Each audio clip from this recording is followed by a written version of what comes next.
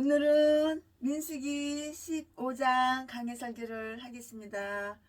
치순애가 한 주간 동안 멀리 먼 곳에 다녀왔어요. 그래서 강해 설교를 일주일 동안 못했는데 이제 오늘부터 강해 설교 나머지 민수기 하겠습니다. 오늘은 강해 설교 민수기 15장입니다. 15장 가지고 강해 설교를 오늘부터 이제 하겠습니다. 네, 오늘 민수기 15장에 나오는 이야기는 주로 희생 제사와 예물에 관한 것이에요. 그런데 이 두 가지의 반역 사건 사이에 끼어들어 있는 셈인데요. 하나는 14장이고요. 다른 하나는 16장이에요. 근데 오늘은 15장이니까 샌드위치 가운데 딱 끼어있는 거죠. 끼어있는 것이죠. 네, 이것은 여기에 나타나 있는 이러한 율법적 제도는 예수 그리스도께서 반역자들을 위해서 받아야 했던 시편 68편 18절 그 예물을 상징해 주는 것임을 말해줘요. 앞장의 그 민수기 14장에서는 이스라엘의 패역으로 인해서 하나님께서 그들을 멸망시키기로 이렇게 작정했었잖아요. 그 진노의 증거로서 그들은 광야에서 소멸되리라고 이렇게 선고를 하셨어요. 그러나 모세의 중재 기도로 인해서 내가 용서했느니라고 하나님은 이렇게 말씀하셨어요. 모세가 중재 기도를 한 거예요. 그러니까 하나님께서 용서를 하신 거예요. 용서를 하신다고 이렇게 말씀하셨다고요. 내가 용서했느니라고 하나님은 이렇게 말씀하셨어요. 그리고 그 자비의 표시로서 오늘 민수기 15장에서는 하나님께서 재물에 관한 몇 가지 율법을 반복해서 이렇게 설명을 해주고 계셔요. 이것은 그들이 받은 아주 가혹한 처벌에도 불구하고요. 하나님은 그들을 다시 생각하시고요. 그들을 다시 교회로 세우시겠다는 그 뜻을 나타내시는 것이에요. 소재와 전제에 관한 율법 1절부터 12절 말씀에 그것은 이스라엘인들과 나그네들 모두를 위한 것인데요. 13절부터 16절까지 그리고 처음 익은 곡식 가루로 드리는 그 거제에 관한 그 율법인데요. 17절부터 21절까지 부지 중에 지은 죄를 위한 희생제법 22절부터 29절 말씀까지 또 고의적인 죄의 형벌 30절부터 31절 말씀 그리고 안식일에 범하는 이에게 준 그 형벌 안식일에 범하는 사람들에게 준 그 형벌의 신뢰는 32절부터 36절까지 옷단 자락에 술을 만들어 마시는 술이 아니에요. 이렇게 액세서리 술이에요. 그 술을 만들어 기념하라는 그 술법 37자 이하에 다 이렇게 기록이 되어 있어요. 지금부터 설교 제목은 제사의 율법. 지금부터 본문 말씀은 민수기 15장 1절부터 21절까지 1절 여호와께서 모세에게 일러 가라사대 2절 이스라엘 자손에게 구하여 그들에게 이르라 너희가 내가 주어 거하게 할 땅에 들어가서 3절 여호와께 화제나 번제나 서원을 갚는 제나 낙헌제나 정한 절기제에 소나 양으로 여호와께 향기롭게 드릴 때에는 4절 그 예물을 드리는 자는 고운 가루 에바 10분지 1에 기름 한 흰의 4분 1을 섞어 여호와께 소제로 드릴 것이며 5절 번제나 다른 제사로 드리는 제물이 어린 양이면 전제로 포도주 한 흰의 4분 1을 예비할 것이요 6절 수양이면 소재로 고운 가루 한 에바 10분지 2에 기름 한 흰의 3분지 1을 섞어 예비하고 7절 전제로 포도주 한 흰의 3분지 1을 드려 여호와 앞에 향기롭게 할 것이요 8절 번제로나 서원을 갚는 제로나 화목제로 수송아지를 예비하여 여호와께 드릴 때에는 9절 소재로 고운 가루 한 에바 10분지 3에 기름 반 흰을 넣어 그 수송아지와 함께 드리고 10절 전제로 포도주 반 흰을 드려 여호와 앞에 향기로운 화제를 삼을지니라. 11절 수송아지나 수양이나 어린 수양이나 어린 염소에는 그 말이 수마다 이와 같이 행하되 12절 너희 예비하는 수요를 따라 각기 수요에 맞게 하라. 13절 무릇 본토 소생이 여호와께 향기로운 화제를 드릴 때에는 이 법대로 할 것이요. 14절 너희 중에 우거하는 타국인이나 너희 중에 대대로 있는 자가 누구든지 여호와께 향기로운 화제를 드릴 때에는 너희 하는 대로 그도 그리할 것이라. 15절 15절 회중 곧 너희나 우거하는 타국인이나 한 율례니 너희의 대대로 영원한 율례라. 너희의 어떠한 대로 타국인도 여호와 앞에 그러 하리라. 16절 너희나 너희 중에 우거하는 타국인이나 한 법도 한 규례니라. 17절 여호와께서 모세에게 일러 가라사대. 18절 이스라엘 자손에게 구하여 이르라.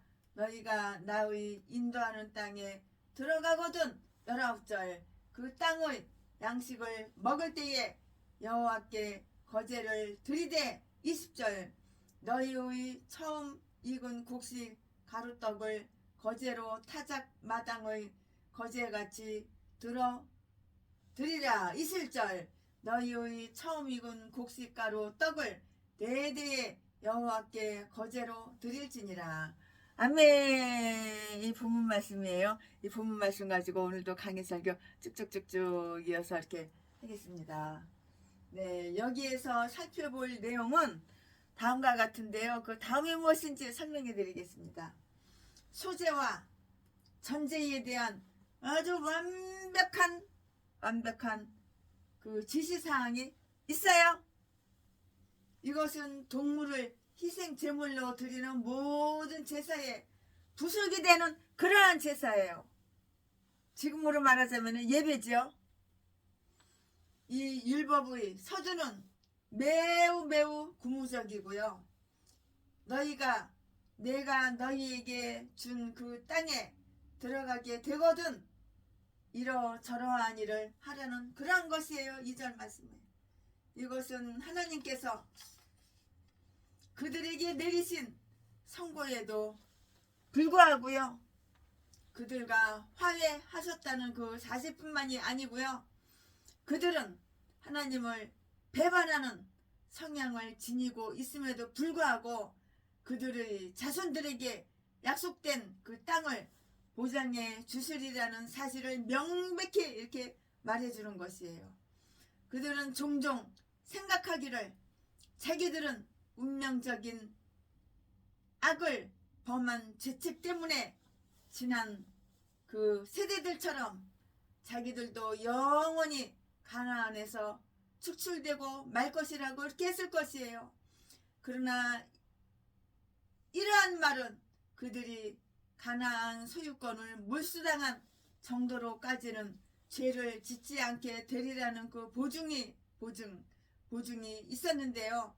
때가 되면 그들 중 어떤 자들은 가나안에 들어가게 되리라는 그 사실이 그 말 속에 다 암시되어 있기 때문이라고요. 네, 소재에는 딱 두 가지가 있어요. 때로는 소재만이 드려지기도 했고요. 거기에 대한 율법은 이미 다 나왔었고요. 레위기 2장 1절 이하의 말씀이 다 기록이 되어 있는데요. 또 때로는 번제와 화목제에 부과되었고요. 번제와 화목제에는 반드시 소재물이 첨가되었고요. 거기에 대한 주의 사항이 여기에 다 지시되어 있어요. 감사제 3절에 명시된 바와 같이는 하나님의 식탁 음식을 뜻하는 것이므로 어떤 유의 육식이든지 언제나 떡, 기름, 포도주가 동시에 차려져야 하는 법이고요. 솔로몬의 성전에서 식탁을 맡은 자들은 고운 가루 열왕기상 4장 22절 말씀에 를 마련했는데요. 또 하나님의 식탁에는 고기는 물론이고요. 떡도 있어야 하고요. 하나님의 전이 언제나 넘쳐서 훌륭한 살림이 이렇게 운영되는 것이 마땅해요. 내 아버지의 집에는 떡이 넉넉하도다. 내 아버지 집에는 먹을 것이 많은 거예요. 최순애 목사 집에도 먹을 것이 넘쳐요. 냉동고가 몇 개인지 몰라요. 냉장고가 몇 개인지 몰라요. 대형 냉장고가. 거기에 생선 가득 있어요. 가득. 살아서 팔딱팔딱 된 거 잡아다가 다 갖다 냉동시켜놨어요. 그러니까 누구든지 와가지고 언제든지 와서 회를 떠서 잡수고 그냥 가시면 되는 거예요. 다 공짜예요. 다 무료예요. 돈도 싸놨어요. 차비 필요하면 돈도 필요한 사람 있으면 돈도 그냥 가지고 가면 되는 거예요.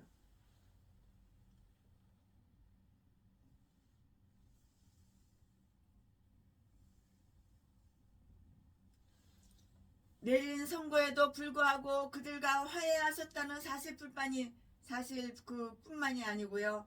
그들은 하나님을 배반하는 성향을 지니고 있음에도 불구하고 그들이 자손들에게 약속된 그 땅을 보장해 주리라는 사실을 명백히 말해주는 것인데요.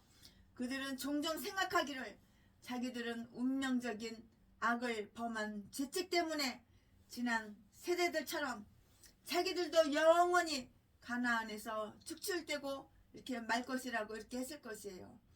그러나 이러한 말은 그들이 가나안 소유권을 몰수당한 정도로까지 죄를 짓지 않게 되리라는 그 보증이었는데요. 때가 되면 그들 중 어떤 자들은 가나안에 들어가게 되리라는 사실이 그 말 속에 다 암시가 되어 있어요. 말 속에는 말이 들어있는 거예요. 소재에는 두 가지가 있어요.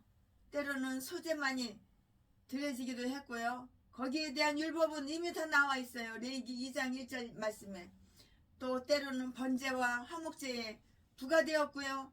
번제와 화목제에는 반드시 소재물이 첨가되었는데요. 거기에 대한 주의사항이 여기에 다 지시되어 있어요. 감사제 3절에 이렇게 명시된 바와 똑같이 하나님의 식탁 음식을 뜻하는 것이므로 어떤 육식이든지 언제나 떡, 기름, 포도주가 동시에 다 차려져야 하는 법인데요. 솔로몬의 성전에서 식탁을 맡은 자들은 고운 가루 열왕기상 4장 22절 말씀을 마련했고요. 또 하나님의 식탁에는 고기는 물론이고요. 떡도 있어야 되고요. 하나님의 전이 언제나 넘쳐서 훌륭한 살림이 운영된다는 것은 마땅해요. 내 아버지 집에는 떡이 넉넉하도다. 먹을 것이 아주 풍요로운 거예요. 최순희 목사가 목회하는 곳은 먹을 것이 풍요로워요. 돈도 풍요로워요. 누구든지 언제든지 오셔서 주무시고 가고 제가 비밀번호 다 가르쳐줘요. 언제든지 다 잡수고 가시고 네 거 내 거가 없어요. 우리는 예수 피를 나눈 한 형제이기 때문에 네 거 내 거가 없어요. 하나님의 식탁 음식을 뜻하는 것이면 하나님의 집은 이렇게 하나님의 전은 언제나 넘쳐나는 거예요. 최순의 집도 역시 최순의 교회도 최순의 기도처도 역시 넘쳐나고요. 하나님의 전이 언제나 넘쳐서 훌륭한 삶이 운영되는 것이 마땅해요. 내 아버지의 집에는 떡이 넉넉하도다. 먹을 것이 넉넉해. 채순의 집도 먹을 것이 넘쳐 흘러 넘쳐 흘러.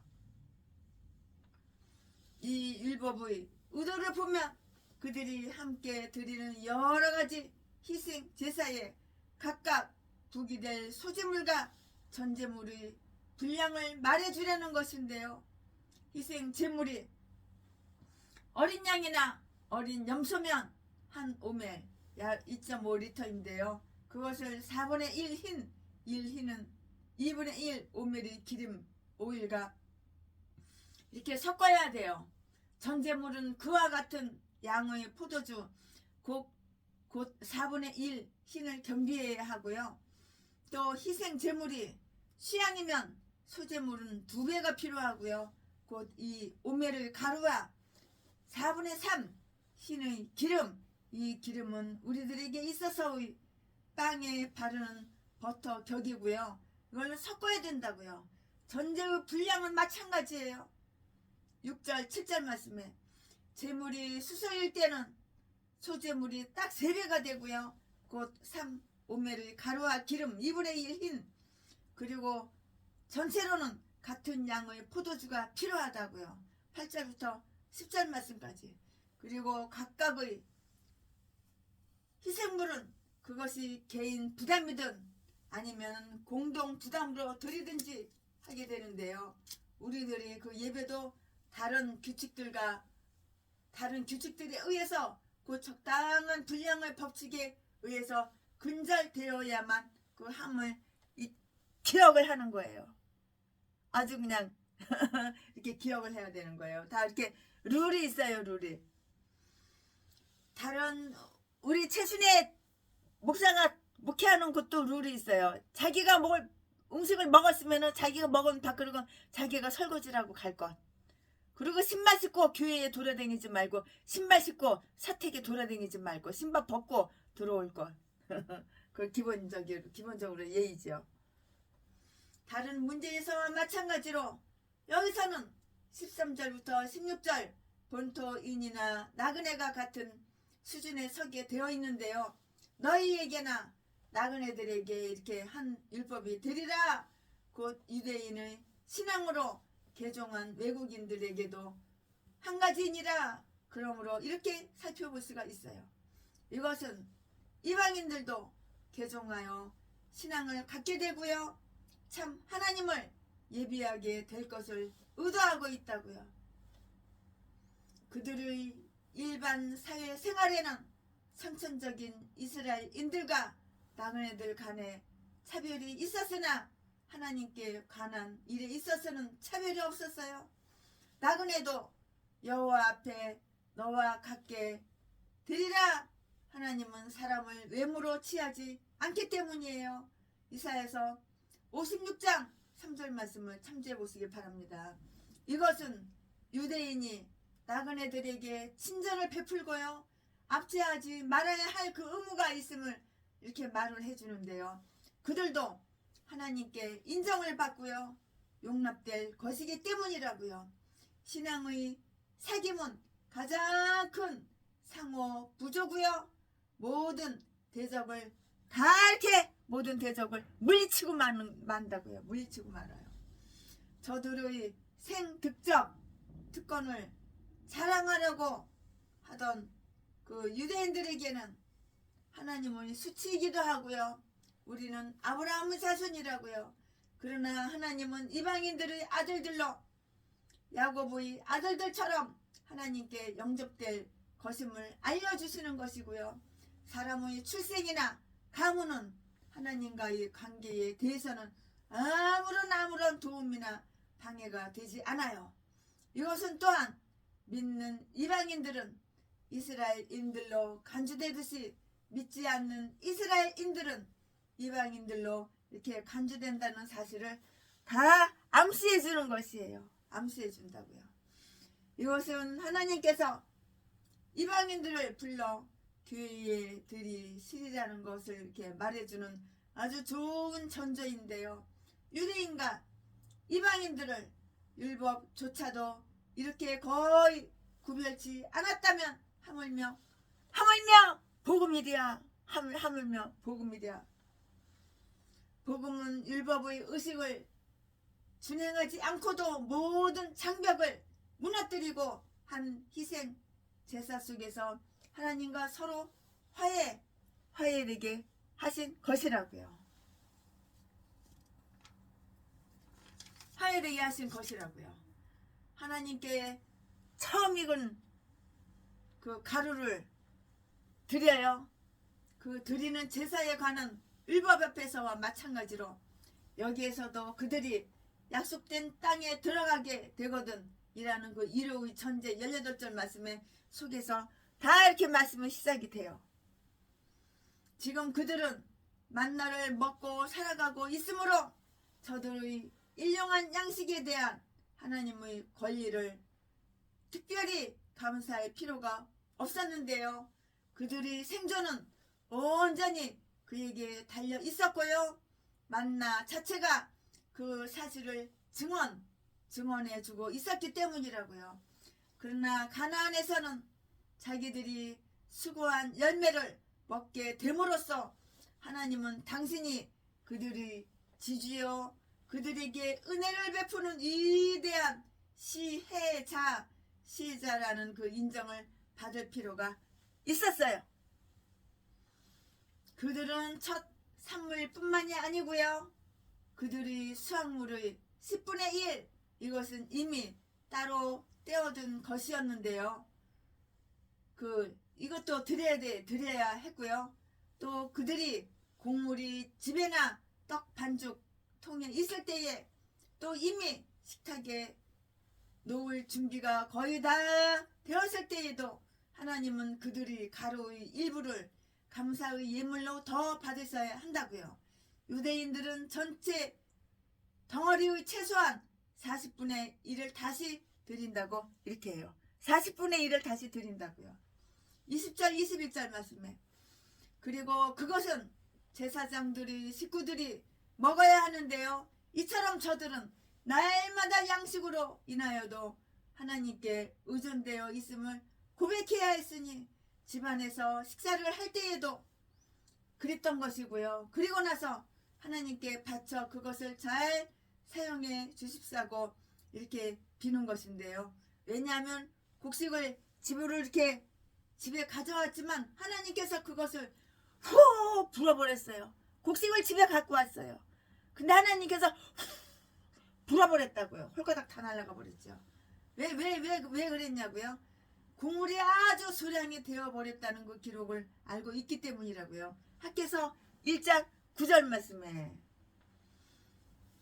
하나님께서 가르치시기를 우리에게 해마다 쓸 수확물을 주소서라고 하시지 않고요.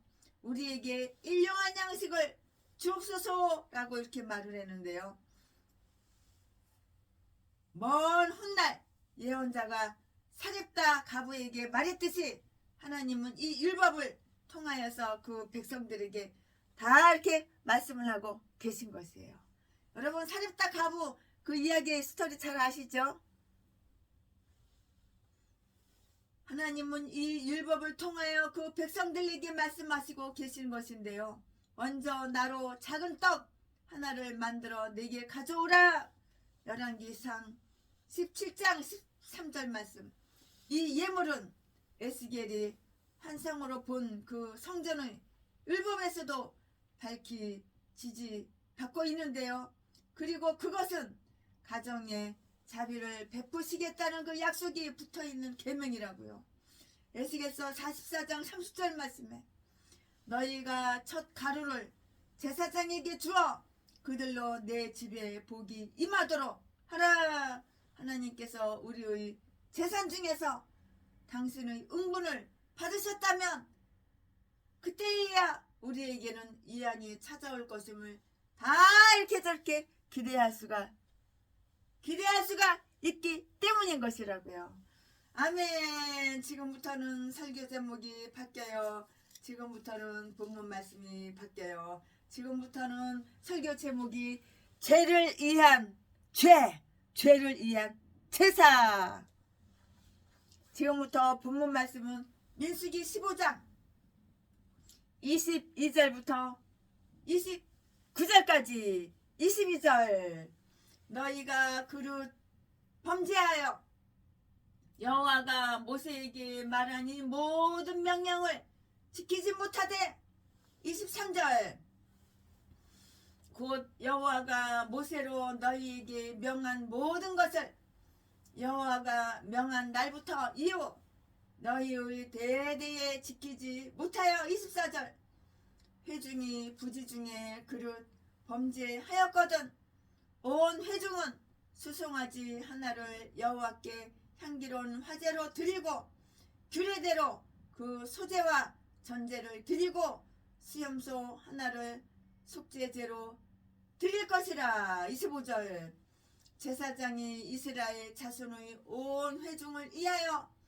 속죄하면 그들이 사함을 얻으리니 이는 그릇 범죄함이며 또 그 그릇 범죄함을 인하여 예물 곧 화제와 속죄제를 여호와께 드렸음이라. 26절 이스라엘 자손의 온 회중과 그들 중에 우거하는 타국인도 사함을 얻을 것은 온 백성이 그릇 범죄하였음이니라. 27절 만일 한 사람이 그릇 범죄하거든 1년 된 암 염소로 속죄제를 드릴 것이요.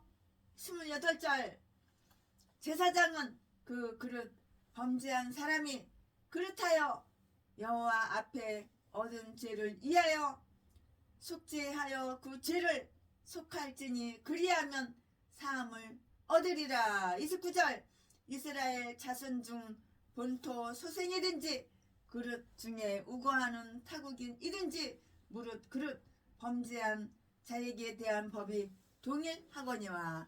아멘. 이 말씀은 본문 말씀입니다. 이 본문 말씀 가지고 또 강의 설교 이어서 계속해서 하겠습니다. 네, 여기에 나오는 율법은 부지 중에 지은 죄를 위해서 드리는 제사에 관한 것이에요.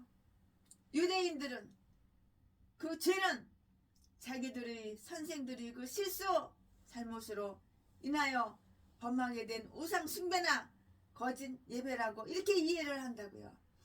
여기에서 가정되고 있는 경우는 그들이 이 모든 계명을 준행하지 않는 것인데요. 22절부터 23절 말씀에 그들이 감사의 예물을 드리지 않고 율법에 따라서 예물을 가져오지 않는 그런 때에는 그때 빼먹은 것이 잊어버리고 된 일이든 실수로 된 일이든 간에 속죄의 예물을 다 이렇게 가져와야 하는 것이에요. 그들이 어느 한 부분의 의식을 지키지 못했다면 다른 부분의 의식, 이것은 치유적 율법의 성질을 지니고 있는데요. 이게 지킴으로써 이것을 벌충해야 한다고요. 민족적 죄의 경우가 있어요. 이것은 다 몰라서 지은 죄예요. 몰라서. 알고선 일부러 지은 죄가 아니고 다 몰라서 지은 죄라고요. 이것은 몰라서 범한 것이고요. 대중들이 잘못으로 간섭화 되어버린 경우인데요. 24절 말씀에 회중 곧 그 민족 공동체가 지은 죄라고 이렇게 설명을 할 수가 있는 것이에요. 25절 말씀에 이스라엘 자녀의 고운 회중이라고 이렇게 했고요. 의식적 규례가 너무나 많아서 그 중에 더러는 정차로 잊어버리게 되거나 무시당하게 되고요.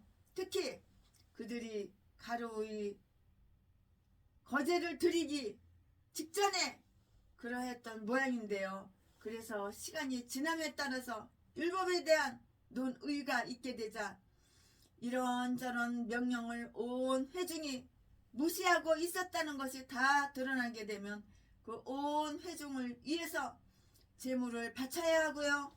그렇게 되면 그러한 잘못은 용서된다고요. 25절 26절 말씀에 이럴 때에만 용서가 되는 거예요.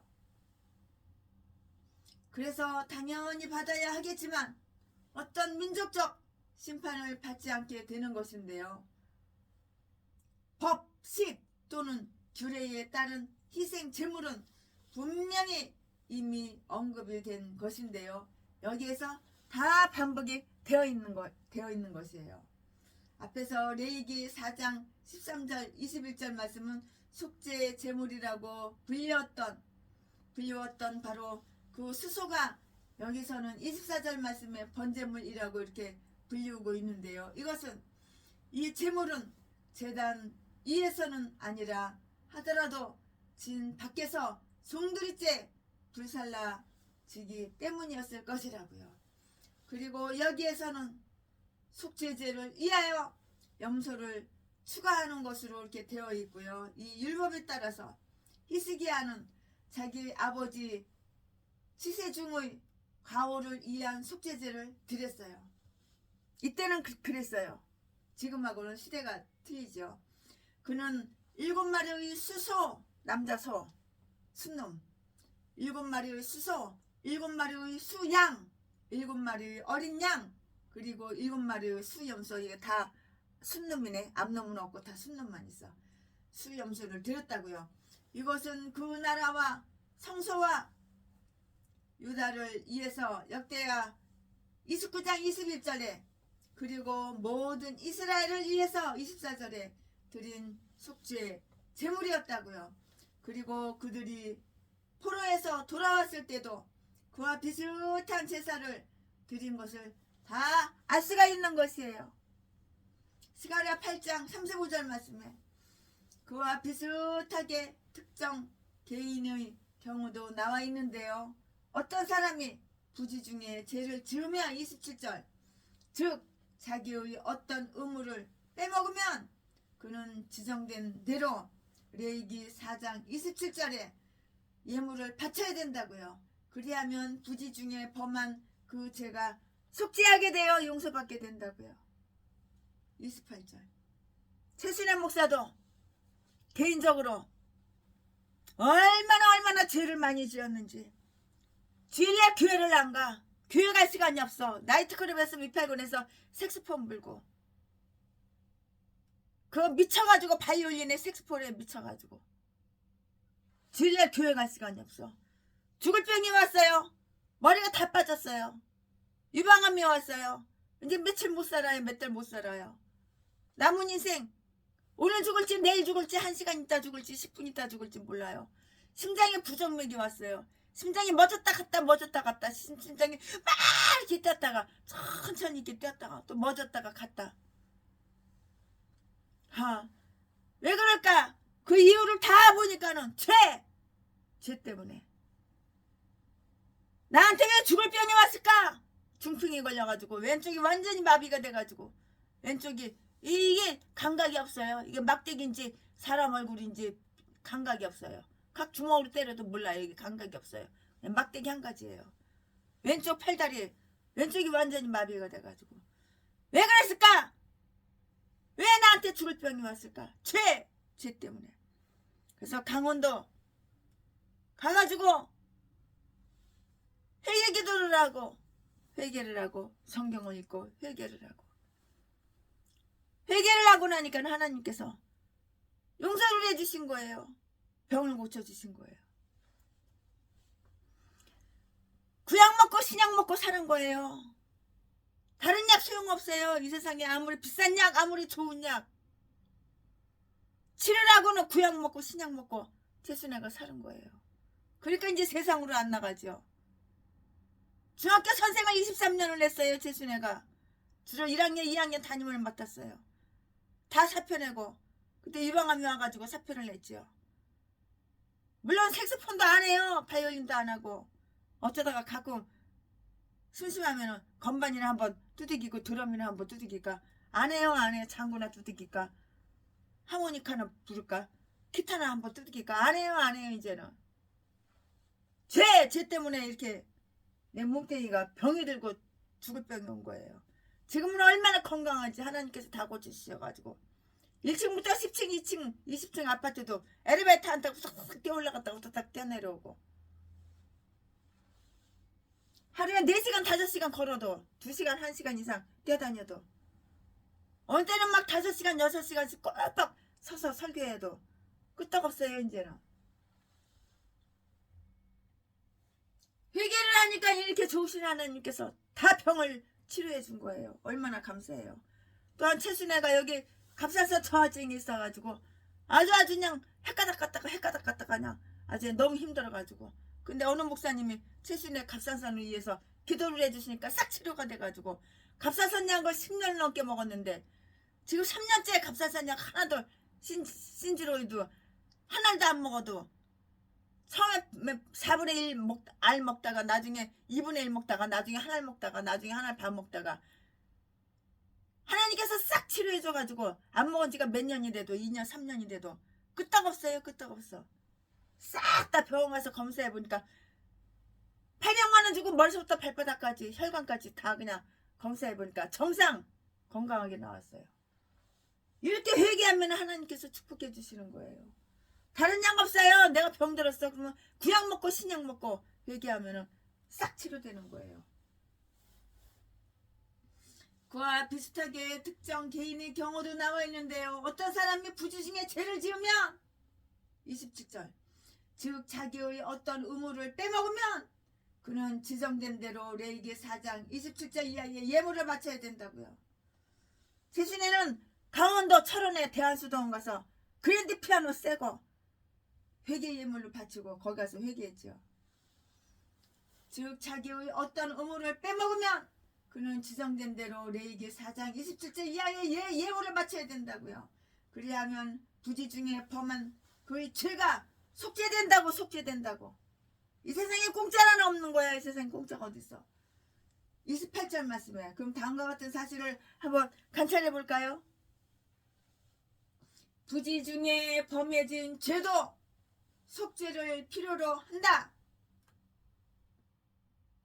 부지 중에 지은 죄가 다소 변명의 여지는 있지만 여호와의 뜻을 알면서도 행하지 않았다는 것은 정당화될 수 없기 때문이다. 다윗은 자기의 은밀한 죄까지도 씻어달라고 기도했다.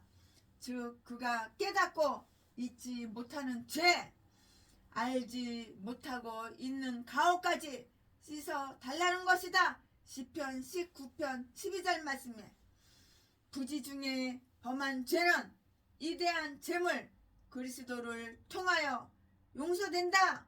그리스도께서 십자가 상에서 당신 자신을 바치셨을 때에 드리는 기도는 이러한 제사의 뜻을 설명해 주고 있는 것 같다. 즉 아버지여 용서하소서. 저들은 자기들이 하는 일을 하지 못하옵니다. 그리고 바울도 부지 중의 죄를 말할 때 이 율법을 뜻하고 있었던 것 같은데요. 디모데전서 1장 13절 말씀에 나는 믿지 않을 때에 알지 못하고 그것을 행하였으므로 긍휼히 여김을 받았느니라. 또 이스라엘 공동체에 속해 있던 타국인들에게까지 부지 중에 범한 죄를 위한 속죄 율법이 명백히 해당되게 된 것은 이방인들에 대한 은혜로 보인다. 29절 말씀 그러나 그들은 의 개종자들이라는 것이 종교를 바꾼 게 개종자예요. 여기서 개종자가 욕한 것은 아니에요. 종교를 바꾼 개종한 거예요. 개종자들이라는 것이 가정되어 있다. 이처럼 아브라함의 축복이 이방인들에게도 내려졌다. 아멘. 사람이 왜 질병이 생기나요? 죄 때문에. 질병 생길 때는 구약 먹고 신약 먹고 하나님이 하지 말라는 거 안 하고 하나님이 하라는 거 하고 깨끗하게 병이 하나님이 치료해 주는 거예요. 병원 의사가 치료하는 게 아니에요. 아멘. 지금부터는 설교 제목이 바뀌어요. 본문 말씀이 바뀌어요. 지금부터 설교 제목은 의도적인 죄인의 운명. 본문 말씀은 민수기 15장 30절부터 36절까지. 30절 본토 소생이든지 타국인이든지 무릇 짐짓 무엇을 행하면 여호와를 해방하는 자니 그 백성 중에서 끊쳐질 것이라. 21절 31절 그런 사람은 여호와의 말씀을 멸시하고 그 명령을 파괴하였은즉 그 죄악이 자기에게로 돌아가서 온전히 끊쳐지리라. 32절 이스라엘 자손이 광야에 거할 때에 안식일에 어떤 사람이 나무하는 것을 발견한지라. 33절 그 나무하는 자를 발견한 자들이 그를 모세와 아론과 온 회중의 앞으로 끌어왔으나 34절 어떻게 처치하는지 지시하심을 받지 못한 고로 가두었더니 35절 여호와께서 모세에게 이르시되 그 사람을 반드시 죽일지니 온 회중이 진 밖에서 돌로 그를 칠지니라. 36절 온 회중이 곧 그를 진 밖으로 끌어내고 돌로 그를 쳐 죽여서 여호와께서 모세에게 명하신 대로 하니라. 아멘. 이 말씀은 본문 말씀입니다. 이 본문 말씀 가지고 강해설교 또 이어서 아무튼 계속해서 할 거예요. 네, 여기에는 고의적인 일부러 모르고가 아니라 여기에는 고의적인 죄인들의 일반적인 운명이 다 나타나 있어요. 일부러 죄를 짓는 거예요. 죄인지 알면서 고의적으로 죄를 짓는 것이라고요. 높은 손으로 30절 본래의 뜻은 그렇다고요. 즉 하나님의 권위를 맹세코 모독하여 하나님의 권위에 자기의 정욕으로 경쟁케 하는 그런 자들은 고의적인 죄인으로 다 이렇게 간주되어야 한다고요. 그런 죄는 율법과는 완전히 반대로 죄짓기 위한 이런 죄고요. 하나님께 도전하여서 그 형벌을 무시하고요. 감히 최악의 일을 감행하는 이런 죄예요. 이런 죄. 죄를 지면 이렇게 무서운 거예요. 죄를 지니까 죽을 병이 오는 거예요. 죄를 지니까 하나님께서 그 월세를 안 주는 거예요. 그러니까 보증금 다 까먹는 거예요. 이렇게 범해진 죄는 지극히 사악해요. 그런 식으로 계명을 범한 자는 여호와를 회방하는 자이고요. 30절 말씀에 즉 그는 자기가 할 수 있는 최악의 말을 하나님께 하고요.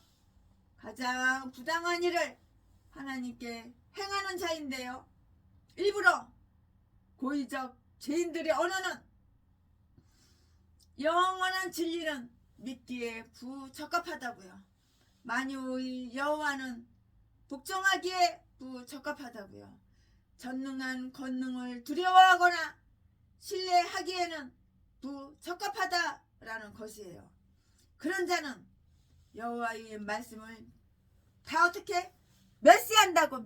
여호와의 말씀을 멸시한다고. 31절 말씀에 많은 경우에 여호와의 말을 지키지는 못하지만 그 말을 아주 중요시하고요. 율법을 영예로운 것으로 생각하는 자들이 있고요. 그러나 고의적 죄인들은 하나님의 말씀을 멸시하고요. 참 자기들은 너무나 위대하고 너무나 지혜로워 그런 따위에 지배받을 수 없다고 이렇게 생각해요. 이거 얼마나 건방지고 얼마나 싸가지 없고 얼마나 교만해. 이러니까 하나님 병 고쳐주세요. 병 고쳐주세요. 하나님 내 죄를 용서해주세요. 그래도 죄도 용서도 안 되고 병도 안 고쳐지는 거야. 우리가 섬겨야 할 전능자는 누구냐? 그 죄가 어떤 것이든 그것은 저주를 불러 일으키는 불순종이라고. 그것은 무당과 같은 죄에 첨가된 반역이고요. 우상 숭배와 똑같은 완고함이라고. 그런 죄에 대한 선고 또한 아주 무서운 것이에요. 그런 죄를 위해서는 제사도 소용이 없어. 율법도 소용이 없어. 그는 그 백성 중에서 30절 온전히 31절 끊쳐질 것이니라 이렇게 말씀했어요. 게다가 그것을 통하여 하나님은 영원히 의롭게 여겨지고요. 죄인은 영원히 저주를 받게 되어서 그의 불의가 그에게 다 임하게 된다고요. 또 그는 지옥의 밑바닥까지 지옥의 맨 밑바닥까지 내려가 지옥의 밑바닥까지 내려가게 된다고요. 그래서 유대학자들은 그 말씀을 이렇게 이해하시는데요. 즉 그가 죽은 후에도 그 사악함이 그에게 착 달라붙어 있어서 심판의 큰 날에 그의 죄가 심판을 다 받는다고. 아마 그런 이후의 죄는 재판관의 견책을 받게 될 그런 죄들이에요. 죄도 여러 가지 종류가 있지만, 그러나 그런 죄가 일부러 고의로 범해졌다면 하나님은 친히 하나님의 손으로 심판하신다고. 하나님의 손으로 심판하셔. 하나님께 얻어맞으면 얼마나 아픈지 알죠? 안 맞아본 사람은 몰라. 제 신에는 맞아봐서 알아. 그 벌은 아주 무서운 것이 될 것이고요. 또 신약 성경 말씀을 보니까는 성령을 모독한 자, 성령을 모독한 자와 예수 그리스도를 전적으로 배신한 자에게는 위대한 재물, 그리스도에 의해서 이루어진 혜택까지도 다 싹을 다 몰수당해요. 몰수당하고 많은 이와 비슷한 선고를 다 볼 수가 있는 것이에요. 마태복음 12장 32절 말씀, 히브리서 10장 26절 말씀을 참조해 보시기 바랍니다. 거기에도 이와 같은 사실을 언급해 주고 있는데요. 안식일을 고의로 일부러 이렇게 범한 특정 신뢰가 있고요. 그 죄란 안식일에 나무를 한 것인데요. 32절 말씀에 아마 뗄감이었으리라고 이렇게 생각이 되고요. 이런 것은 미리미리 그 전날 마련해 두라는 그 계명이 있었다고요. 출애굽기 16장 23절 말씀, 이것은 하찮은 죄로 보이지만 안식일을 범한 죄라고요. 그것은 창조주에 대한 은근한 모독이요, 안식일을 거룩하게 한 자의 영광에 침해한 것이며 전 율법에 대한 침해이고요. 안식일이란 전체의 율법을 보호하는 한 울타리였던 것이에요. 한 울타리였던 것이라고요. 그 범인을 감금했어요. 33장 33절 34절 말씀에 그가 나무를 하던 것을 본 자들은 안식일의 영예에 대한 열심을 내어 그를 모세와 아론과 온 회중에게 데려왔는데요. 이것은 그날이 안식일 날이므로 회중이 그때 모세와 아론에게 모여들어서 그들이 교훈을 들으면서 예배에 다 같이 참여하고 있었다는 사실을 다 암시하는 말이에요. 그런 뜻이에요. 이스라엘의 선민들조차도 안식일이 범해지는 것을 보고는 묵과할 수 없었던 것 같아요. 이것은 아직 저들이 하나님을 완전히 저버리거나 하나님으로부터 완전히 버림을 받지는 아니했다는 것을 말해주는 그러한 좋은 징조예요. 하나님은 오래 기다리세요. 회개하고 돌아오기를 오랫동안 기다리세요. 이렇게 좋은 하나님이에요. 하나님에게 물었어요. 그를 어떻게 처치해야 하는지 명료하지 않았기 때문이고요. 율법은 이미 안식일 모독자를 사형에 처하라고 이렇게 규정을 했다고. 출애굽기 31장 14절, 출애굽기 35장 2절. 그러나 그들에게는 이런 의혹이 있었어요. 그의 범행 여부에 관하여 그가 한 행동을 안식일 모독으로 봐야 하는지 아닌지, 또는 그의 벌이 죽음이어야 할 것인지 아닌지에 대한 것이었는데요. 하나님은 재판장이시라고. 그래서 그들은 이 사건을 그에게로 가져갔어요. 선고가 내려졌다고요. 투옥되어 있는 그 차는 율법에 따라서 안식일 파괴자로 여겨지고요. 따라서 뭘 받았어? 사형 선고를 받았어. 사형 선고를. 이것은 안식일을 범하는 죄가 얼마나 중요한가. 안식일을 범하는 죄가 얼마나 중요한가. 이것이 얼마나 하나님을 분노케 하는가를 보여주고요. 또 다른 사람들이 이 소식을 듣고 그러한 죄를 일부러 고의로 짓지 않게 하기 위함이라고요. 그에게 사형이 선고되었다는 것은 지극히 무서운 일로 생각되었을 것이에요. 그를 돌로 쳐 죽어야 했다고요. 35절 말씀에 하나님은 당신의 안식일의 영예를 사수하기 위해서 질투하시며 어떤 자가 그것을 범하든 그것을 범하는 자들을 죄 없다고 하시지 않을 것임을 우리는 명심하고 알아야 하는 거예요. 어떤 분들은 주일날 새벽 예배만 드리고 안식일 11시 예배도 안 나와. 오후 2시 예배도 안 나와. 새벽 예배만 나오고 식구끼리 그냥 놀러가고. 참 하나님은 분노하시는 거야. 주일날 주일 성수 안 하면은.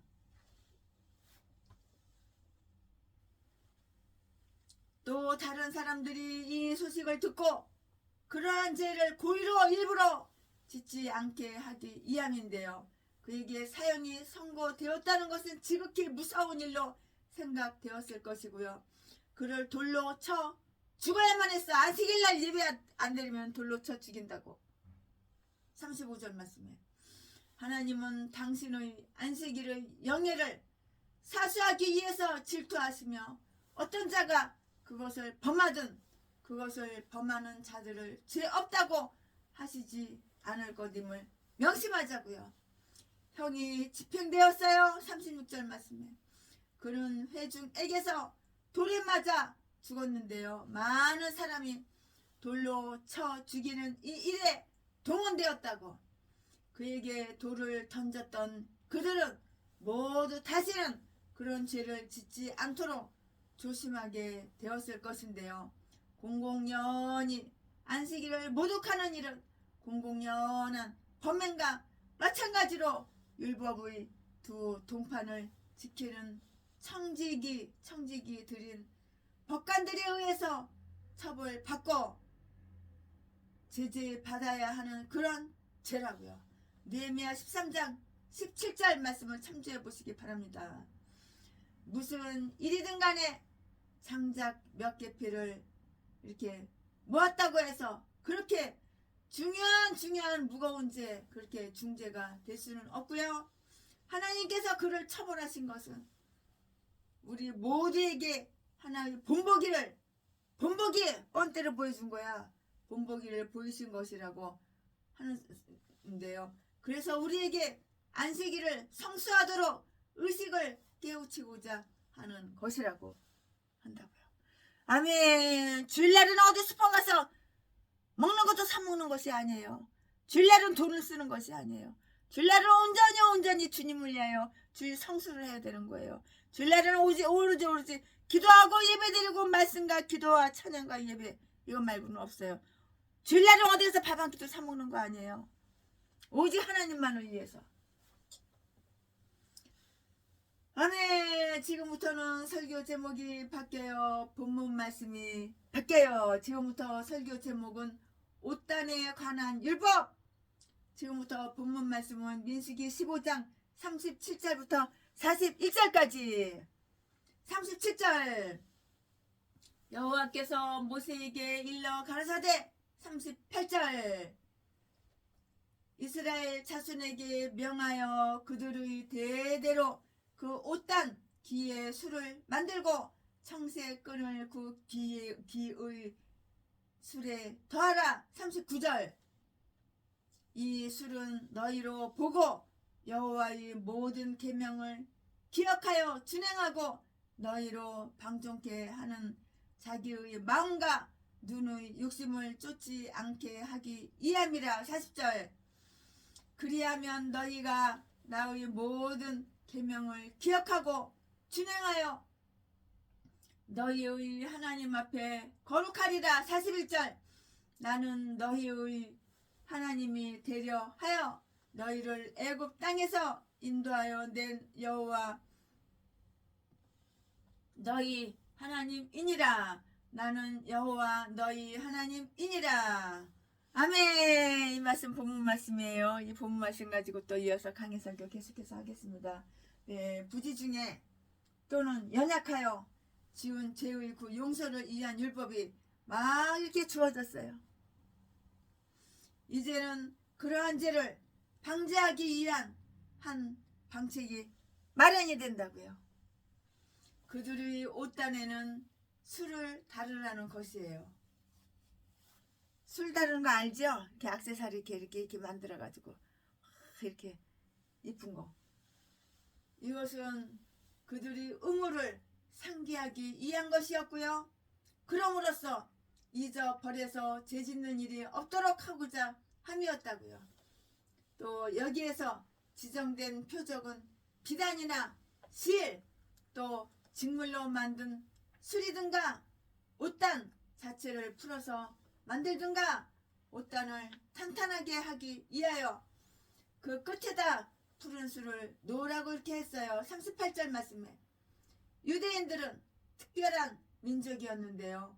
고로 그들은 식사법에는 물론 의복에서도 다른 민족과 구별되어야 했고요. 그렇게 사소한 일주차도 이방인들이 간섭을 쫓아서는 안 된다고 가르침을 받는 것이라고요. 이와 마찬가지로 그들은 어디에 있든지 자기들을 유대인이라고 이렇게 말하고요. 하나님과 그 율법을 부끄러워하지 않았다고요. 우리 구주도 율법 아래 있었던 거로 이러한 술이 달린 옷을 입었어요. 참 예쁘게 술이 달린 옷을 입었다고요. 그러므로 우리는 그 옷의 단 또는 감친 부분에 관한 기록을 다 볼 수가 있어요. 마태복음 9장 20절 말씀에 바리새인들은 이 옷단을 남보다 더 크게 달았고요.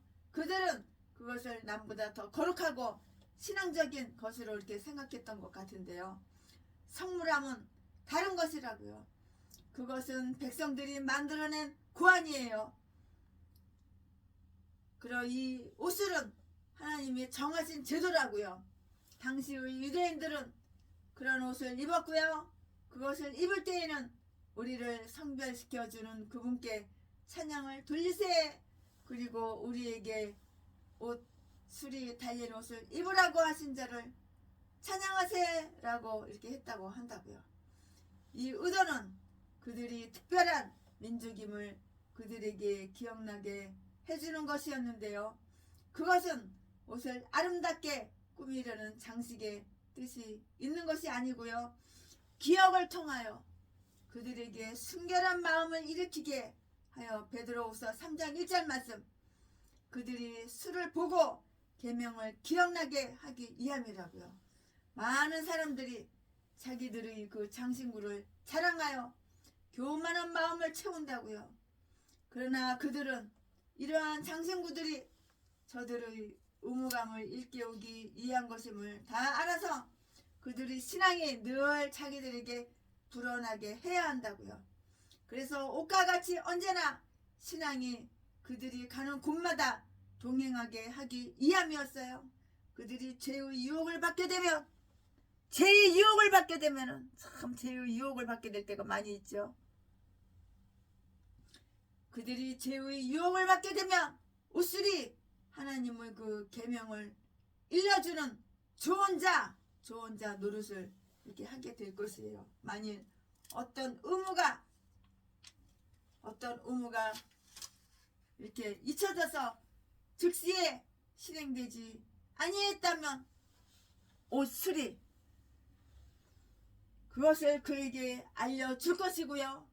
이 제도가 우리에게도 강제성을 띠는 것은 아니지만 우리에게 한 교훈을 준다고요. 즉 언제나 여호와 우리 하나님의 계명을 기억하여 그것을 행하자는 것이라고요. 그것을 기억하면 우리의 마음속에 저장하며 그랬다가 사용할 필요가 있으면 다시 꺼내어 특별한 상황에 활용하기 위한 것이라고요. 특별히 우상 숭배를 막기 위한 의도가 다 숨어 있어요. 즉 너희는 너희의 마음과 눈을 쫓아서 예배하지 말라는 것인데요. 그러나 그것은 모든 생활에까지 적용되는 것이고요. 우리의 마음의 길을 따라 이렇게 행하며 우리의 보는 대로 눈으로 보는 대로 행하는 것보다는 하나님의 명예에 어긋나고 우리 자신의 유익에도 어긋나는 것은 없기 때문이라고요. 마음의 생각이 악하든지 이 마음의 생각이 악해. 마음의 생각이 악하든지 안목의 정욕도 악하기 때문인 것이에요. 악해. 하나님은 악한 것을 가장 싫어하세요. 악인을 가장 싫어하시고 미워하세요. 하나님은 악인의 기도를 응답해 주지를 않아요. 하나님은 악인의 기도를 듣지를 않으세요. 하나님은 악인 개목사한테는 전라도 개목사 악인 이 개목사한테는 교회 월세를 안 줘요. 그러니까 보증금 다 까먹은 거야. 몇 가지의 마음의 생각이 악하듯이 안목의 정욕도 악하기 때문이라고요. 몇 가지의 의식적 명령이 반복된 후에 곧 오늘 민수기 16장 말고 민수기 15장 오늘 강해설교 민수기 15장은 종교의 크고 기본적인 율법으로 다 끝을 맺어요. 너희 하나님께 대하여 기록할지니라는 것인데요. 그것은 죄에서 떠나 진실로 그를 섬기는 일에만 전념하라는 것이에요. 여호와 하나님 섬기는 일에만 전념하라는 거야. 내가 목사면은 헛된 짓 하지 말고 여호와 하나님 섬기는 일에만 전념을 하는 것이 이게 바로 목사의 사명인 거예요. 이럴 때 하나님께서 다 주셔. 믿음도 주시고 성령 충만함도 주시고 땅도 주시고 교회 건물도 주시고 차도 주시고 사택도 주시고 다 주셔. 너희 하나님께 대하여 거룩할지니라. 너희 하나님께 대하여 거룩할지니라는 것인데요. 그것은 죄에서 떠나 진실로 하나님을 섬기고 하나님의 일에만 전념하라는 거야. 목사들은. 게다가 모든 계명에 대한 중대 이유가 다시금 나오는데요. 즉 나는 너희 하나님 여호와니라 는 것이고요. 하나님이 여호와시고요. 우리의 하나님 구주시라는 것을 우리가 보다 확실히 믿고 보다 친근하고 보다 신중히 생각한다면 우리는 우리의 의무, 유익, 감사할 조건이 너무 많아서 그의 모든 계명을 하나님의 모든 계명을 다 지키게 된다고.